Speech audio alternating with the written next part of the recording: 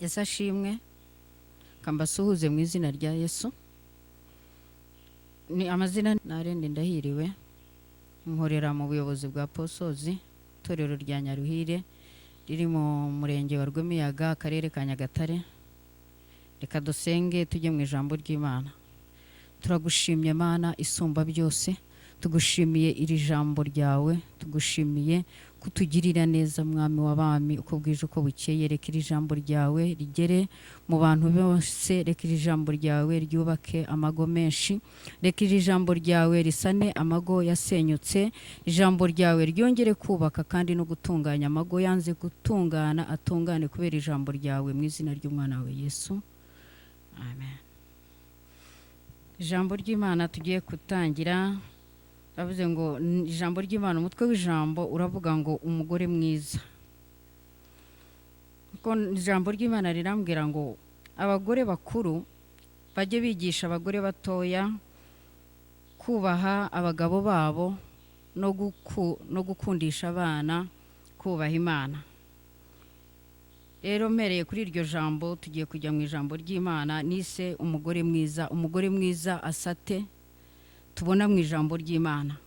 Umugore mwiza tubona ko ari ubasha kubaka urugo. Ijambo ry'Imana ntago rijya ritubwira uburanga, ntiritubwira amaso meza, ahubwo ritubwira ko umugore mwiza ari ubasha kubaka urugo. Nubwo n'uburanga ari bwiza, ariko cyane kubaka urugo, umugore ubasha kubaka urugo aba ari umugore mwiza. Tubona mu ijambo ry'Imana tugenda tubona abagore babaye abagore beza mu ijambo ry'Imana, babashije kubaka amago yabo, batoza abana kubaha Imana. Umugore mwiza nubasha kubaka urugo rwe akarushyiramo amahoro.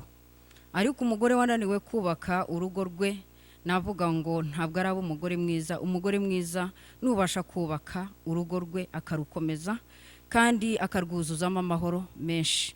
Iyo ngiye kwitegereza mbona abagore ari abanyabwenge cyane. Nasomye ijambo ry'Imana ngenda mbona abagore, nsanga ururimi rw'abagore rufite imbaraga cyane.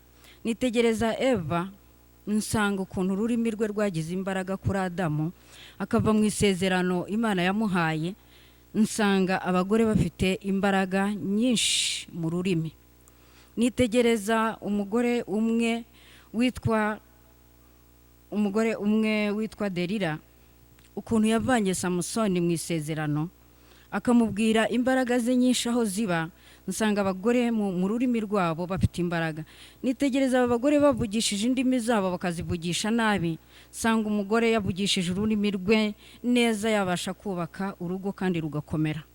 Kuko abagore kenshi bajya bagamburuza abagabo mu byo bateguye gukora kubera indimi zabo. Ururimi rw'abagore rufite imbaraga nyinshi. Umugore wakoresha ururimi rwe neza yabasha kubaka urugo. Ngiye kubona mbona abagore benshi bagiye bakoresha indimi zabo kandi bakazikoresha neza, bagiye bagaragara ko ari abagore beza. Iyo mbona nk'umudamu umwe tujya tubona mu ijambo ry'Imana, reka badusomere ijambo ry'Imana riri mu Migani 31 n'umurongo wa 10. Reka dusome. Umugore w'imico myiza ninde wamubona? Arusha cyane rwose Marijani igiciro. Umutima w'umugabo we uhora umwiringira kandi ntazabura kunguka. Ahora amugirira neza, ntabwo amugirira nabi igihe cyose akiriho. Umugore mwiza ninde wamubona? Umutima w'umugabo we uhora umwishimira. Uyu niwe Bibiliya ivuga ngo ni umugore mwiza. Umugore mwiza atekerereza urugo rwe. Umugore mwiza atekerereza umuryango we. Umugore mwiza abasha kubaka urugo akarukomeza, ntatume hacamo imiyaga, urugo rwe rugahoramo amahoro. Muri iki gihe nk'ababyeyi bakuze dufite agahinda kenshi. Turabona abana bashaka muri iki gihe, tukabona n'abashatse kera. Amago aragenda ananirana kubaka, ukibaza ukavuga ugasanga urugo rwaratangiwe n'ijambo ry'Imana, rwaratangiwe n'Imana. Urugo rwatangiwe n'Imana, ntabwo rwatangiwe n'umuntu. Urugo rushyigikirwa n'Imana, ntirushyigikirwa n'abantu. Iyo tubona abantu bananirwa kubaka amago, abakiri batoya, abakuze bakananirwa kubaka amago, nk'abantu bakuru turababara, tuzi ko ijambo ry'Imana rivuga. Bibiliya ivuga ngo umugore mwiza abasha kubaka urugo rwe. ndetse ninde wamubona ahesha umugabo we icyubahiro. Umugore mwiza ajya ahesha umugabo we ikamba. Ijambo ry'Imana rirambwira ngo ajya aseruka no mu marembo afite icyubahiro kubera ko afite umugore mwiza. Ndavuga mbwira abantu bankurikiye n'abazankurikira mbabwira ngo urugo rwiza si amafaranga, urugo rwiza si amashuri, ahubwo urugo rwiza ruterwa n'umuntu ku giti cye cyangwa se abantu bombi bicaye bagahuza bagashaka kugira urugo rwiza. Urugo rwiza ni ururimo amahoro. Umugore mwiza rero ajya azana amahoro mu rugo. Nakubwira ngo wa mudamu we unkurikiye ntabwo urugo rwakunanira. Yibuka ko ururimi rwawe rufite imbaraga. Ururimi rwawe rufite imbaraga za kubaka urugo rugakomera. Ururimi rwawe rufite imbaraga zasenya urugo rugasenyuka. Ururimi rw'umudamu rushobora gusenya akagari, ururimi rw'umudamu rushobora kubaka umuryango. Ururimi rw'umudamu rushobora kuzana amahoro mu rugo, ururimi rw'umudamu rushobora kuzana ibyago mu rugo. Ndavuga ngo abadamu mufite ururimi Imana yahaye ububasha. Mufite ururimi Imana yahaye ubutsinzi. Nibaza ko iyo bishoboka bijya bishoboka ko abagabo bajya batwumvira ibyo tuvuze byose. Turamutse tuvuze ibyiza amago yakomera, tuvuze ibibi amago yasenyuka. Nigeze kubona umudamu umwe afite umugabo wari ufite amafaranga. Igihe kiragera icyo gihe afite amafaranga yabwiraga umugabo we ngo ni dadi, ariko igihe kigeze amafaranga amaze gushira yajyaga amwita ngo wambwa we. Urugo ntago rwubakwa n'amafaranga, urugo rwubakwa n'umugore mwiza. Umugore mwiza yubaka urugo rwe akarukomeza. Tumusanga mu Migani, adusomera mu Migani 14 n'umurongo 12 n'umurongo wa 4.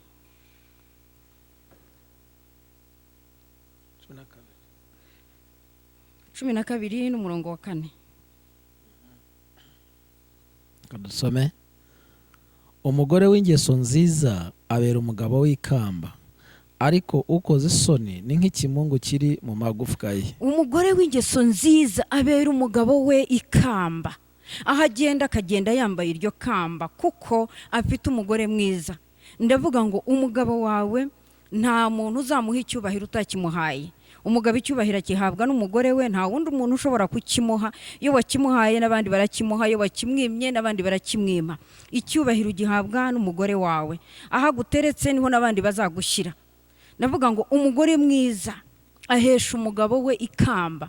Umugabo agasohoka mu bandi yambaye icyubahiro, ariko iyo kimwambuye n'abandi barakimwambura. Umwana akura ari umusore mu muryango bakavuga ngo n'umwana, ariko iyo amaze kugera mu rugo rwe bamaze kugera mu mwanya w'icyubahiro. Iyo abuze umudamu mwiza ngo amuhe icyubahiro nta handi azagisanga utagisanze mu rugo rwawe. Na mugabo atagihaye umugore we nta wundi wakimuha. Navuga ngo umugore mwiza ni uwubaka urugo rwe kandi akaruzanamo amahoro. Ugahesha umugabo wawe ikamba, ukamuhesha agaciro mu bandi. Izina umwita niryo bazamwita, nutari mwita iryo uzamwita niryo abandi bose bazamwita mu rugo. Abana n'abakozi bari mu rugo izina uzamwita niryo bazamwita, agaciro uzamuha nabo niko bazamuha. Ndavuga abadamu batoya bagishaka vuba, abadamu bakuru bamaze iminsi mu mago. Umugore mwiza ni uwubaka urugo rwiza akarukomeza, urugo rwe rukarusangamo amahoro nturusangemo ibibazo. Aba ari umugore mwiza. Mu Migani nanone 14 n'umurongo wa 1. Reka dusome.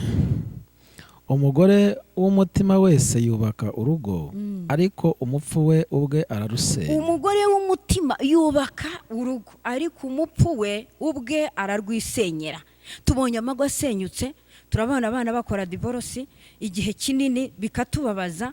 Mugashingira umwana nyuma y'amezi 2 agakora divorce, mugashingira umwana nyuma y'umwaka umwe mukumva ngo urugo rwamunaniye. Ariko urugo rwiza, umugore mwiza ni uwubaka urugo rwe akarukomeza, ni uwubaka urugo rwe akaruzanamo amahoro, ni uwubaka urugo rwe akaruteza abantu kurukunda kubera ko ari urugo rwe. Ndabwira abadamu bankurikiye ngo umugore mwiza tumubona mu ijambo ry'Imana. Umugore mwiza tumubona mu ijambo ry'Imana mu gitabo cya Samweli. Baraza kuhadusomera. Bibiliya irambwira ngo uwo mugore Abigayili yari umugore wa Nabali, ariko ngo yari umugore mwiza. Bibiliya irambwira ngo Nabali yari umugabo utubaha Imana. Bibiliya iranamwita ngo yari n'umugabo w'ikigoryi. ariko Abigayili yari umugore mwiza wabashije kubaka urugo rwe, akomeza umuryango we, atuma umuryango we uhagarara mu gihe cyari icyo kurimbuka k'umuryango we, ariko umuryango we urahagarara kubera ko yari umugore mwiza. Umugore mwiza yubaka urugo nta rusenya, ariko umugore mubi arasenya. Umugore mubi ananirwa kubaka. Umugore mubi usanga avuga ngo uwakwiyubakira nanjye ahantu, nanjye nkiyinjiriza, nanjye nkibeshaho, ariko ijambo ry'Imana siko rivuga. Ijambo ry'Imana rivuga ngo umugore mwiza ni uwubaka urugo rwe akarukomeza, ariko umupfu we ngo ararwisenyera. Rero tubonye abagore benshi bananirwa kubaka, ndabagira inama nk'umubyeyi mukuru, turifuza ko mwakubaka amago yanyu agakomera. Turifuza ko mwakubaka amago yanyu muri abagore beza, mukagaragara ko muri abanyabwenge mu mago yanyu. Kadusomira ijambo nanone, turarisanga muri Samweli wa mbere 25 n'umurongo wa 9. 25 umurongo wa 9 haravuga ngo abahungu bo kwa Dawidi basohoye aho babwira Nabali mu kigwi cya Dawidi ubwo batumwaga ubwo butumwa bwose uko bungana. Baburangije baraceceka. Nabali asubiza abagaragu ba Dawidi ati, Dawidi ninde kandi mwene Yesaya ninde? Muri iyi minsi hariho abagaragu benshi bacice ba shebuja. Mbese nende ku mitsima yanjye no ku mazi yanjye n'inyama mbagiye abakemuzi banjye mbihe abantu ntazi iyo baturutse? Nuko abagaragu ba Dawidi barahindukira basubirayo. Bagezeyo bamutekereza uko byagenze byose. Nuko Dawidi abwira abantu be ati, umuntu wese niyambara inkota ye. Nuko umuntu wese yambara inkota ye. Dawidi nawe yambara iye. Abantu nka 400 bahera ko bazamukana na Dawidi abagiye imbere, ariko abandi 200 basigara ku bintu. Umwe mu bagaragu ba Nabali abwira Abigayili muka Nabali ati, umva Dawidi yatumye intumwa ziva mu butayu kuramutsa databuja.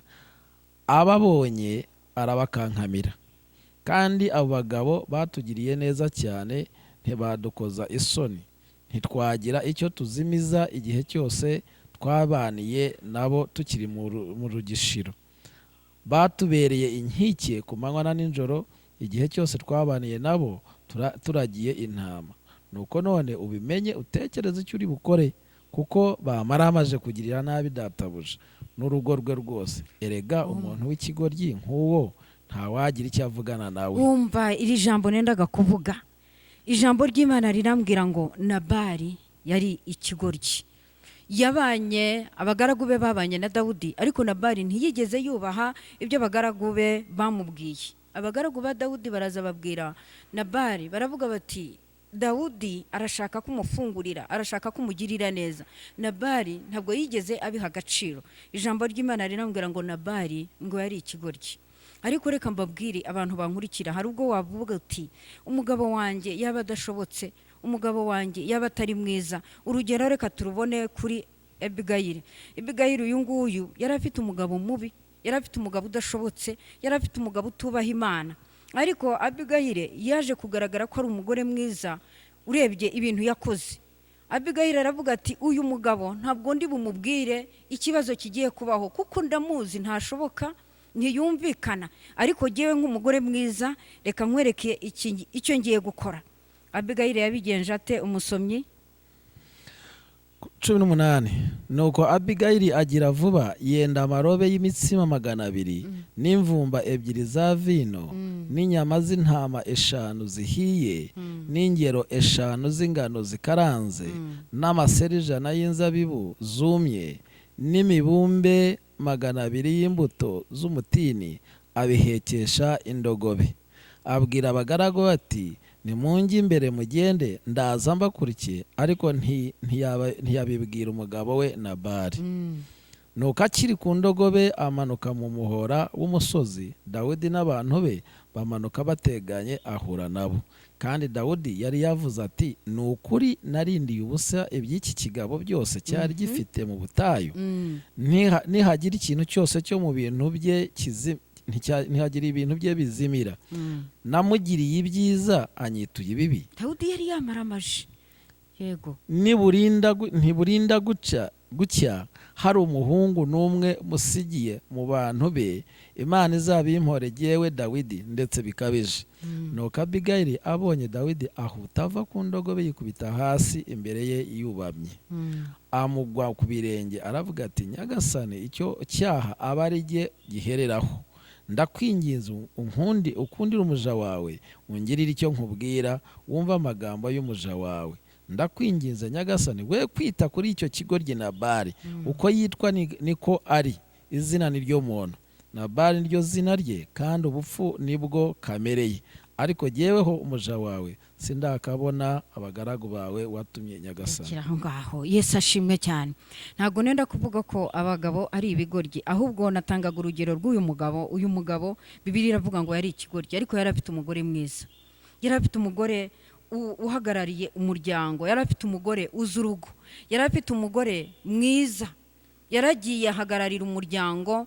Ijambo ry'Imana riramubwira ngo Dawudi yari yamaze kurahira avuga ati, ntiburi buke nta mwana w'umuhungu Nabali asigaranye. Ariko kubera umugore mwiza wari ufite ubwenge bwo kubaka urugo, yaragiye ahagararira umuryango, umuryango ugumaho, umuryango urakomera. Ndavuga ngo umugore mwiza si uburanga, nubwo nabwo tubukeneye, ariko umugore mwiza nubasha kubaka urugo, umugore nubasha gukomeza urugo rwe akarushyiramo amahoro, umugore mwiza nubasha guteza abagaragu n'abana kubaha nyir'urugo, bakamuha agaciro, akagira agaciro. Umugabo ntahabwa agaciro kubera ko afite amafaranga menshi. Umugabo ntahabwa agaciro kubera ko aturuka mu muryango ukomeye, ahubwo ijambo ry'Imana rirambwira ngo umugabo ni uwo kubahwa, akwiriye guhabwa agaciro.